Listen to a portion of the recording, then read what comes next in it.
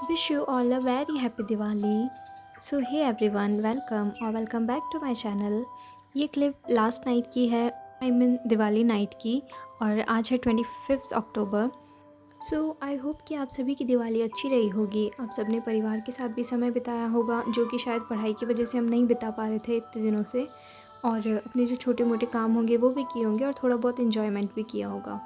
तो ये सीन मेरे गाँव का है, जो दिवाली पे कुछ इस तरह का दिखाई देता है। इको फ्रेंडली दिवाली मनाने के चक्कर में हम लोगों ने कोई पटाखे नहीं चलाए थे। मेरा भाई भी नहीं चलाता है अब, और लगभग 4-5 सालों से हम बिना पटाखों के ही दिवाली मनाते हैं। इसी तरह से लाइटिंग, दिया वगैरह जला के, खूब सारी मिठाई खा के और फैमिली के साथ टाइम स्पेंड करके। ये आज सुबह का नज़ारा है, क्योंकि हम काफ़ी जल्दी उठ गए थे, तो हल्की हल्की धुंध भी थी और अब थोड़ी ठंड भी पड़ने लगी है गाँव में। हम काफ़ी जल्दी उठ गए थे, क्योंकि दिवाली की वजह से काफ़ी दिनों से पढ़ाई नहीं हो पा रही थी। तो आज मैंने लिया है हिंदी सब्जेक्ट। मैं हिंदी सब्जेक्ट पूरा करने वाली हूँ 1 गो में। देखते हैं कब तक ये पूरा हो पाता है। इसके लिए मैंने लिए लक्ष्य की ये हिंदी की गाइड और ये 9 to 12th वाली व्याकरण हिंदी की बुक। हिंदी मैं इन दोनों बुक से ही पढ़ने वाली हूँ। तो शुरू करते हैं फर्स्ट टॉपिक से, जो कि है शब्द भेद, जिसमें है संज्ञा, सर्वनाम, विशेषण, क्रिया और क्रिया विशेषण।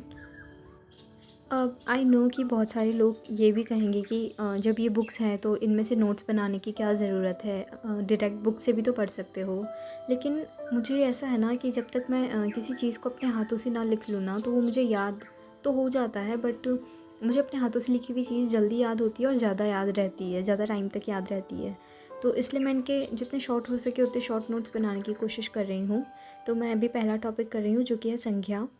तो दोनों बुक में से जो मैटर मुझे सेम मिल रहा है, मैं उस हिसाब से कर रही हूँ दोनों बुक से पढ़ते हुए।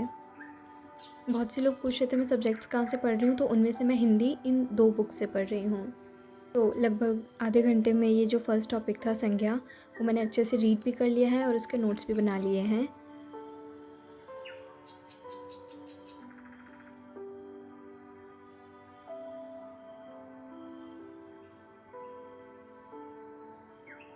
बुक में जो पीछे वस्तुनिष्ठ प्रश्न यानी कि एक्सरसाइज दे रखी है ना, उसी पे मैं साथ ही सॉल्व कर लेती हूँ।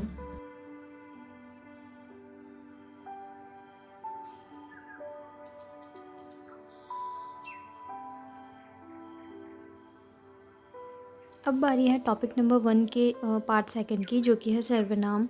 तो जिस तरह से मैंने संज्ञा को पढ़ के उसके नोट्स बनाए, उसी तरह मैं सर्वनाम को पढ़ के भी उसके नोट्स बना रही हूँ।